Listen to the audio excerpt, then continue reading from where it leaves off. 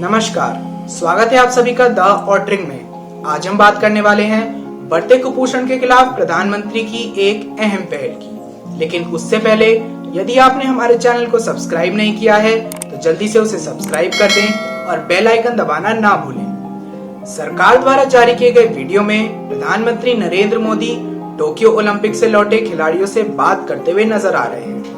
प्रधानमंत्री आवास पर यह मीटिंग स्वयं प्रधानमंत्री नरेंद्र मोदी ने आयोजित करवाई थी। सरकार द्वारा जारी किए गए वीडियो में प्रधानमंत्री खिलाड़ियों और कोचों से बातचीत करते हुए दिखाई दिए और उनसे उनके अनुभव के बारे में पूछते हुए दिखे। इस बातचीत के दौरान प्रधानमंत्री ने खिलाड़ियों को देश में कुपोषण के बारे में जागरूकता फैलाने के लिए भी कहा।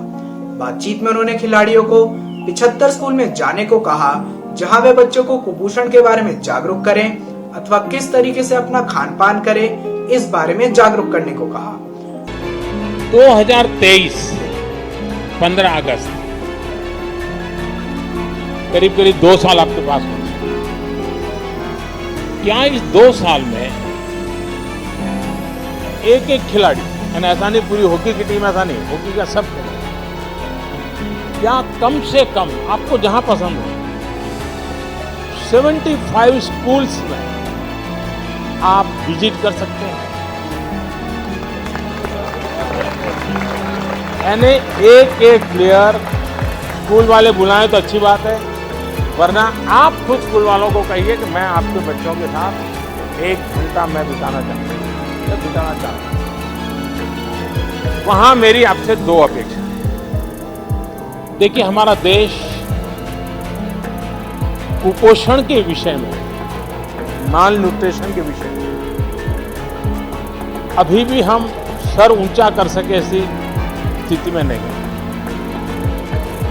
हमारे देश में ऐसा तो नहीं है कि कोई खाने का प्रबंध की कमी है, लेकिन कभी खाना, क्या खाना, कब खाना, कितना खाना, पानी शुद्ध होना चाहिए, इन विषयों में थोड़ी उदासीनता।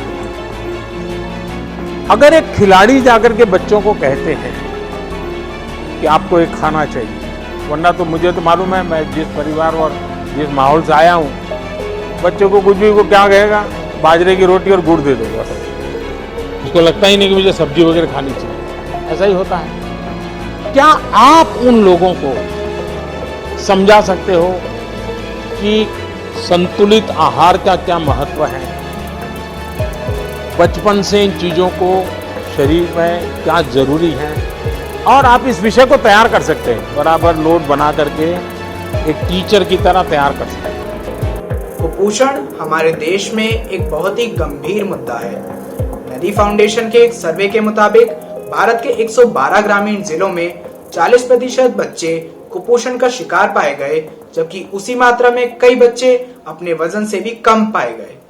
भारत में बढ़ते कुपोषण की कई वजह हैं, जैसे कि गरीबी, पर्याप्त पोषण न मिलने की वजह से कुपोषण बढ़ता है, सरकारी नीतियों का जमीनी स्तर पर इम्प्लीमेंट ना होना, गंदा पानी और स्वच्छता ना होना, बहुत ही कम उम्र में कुपोषण से शिकार लड़कियों का विवाह कर देना, जिस वजह से वह कुपोषण पीड़ित व कमजोर बच्चों को जन्म देती हैं।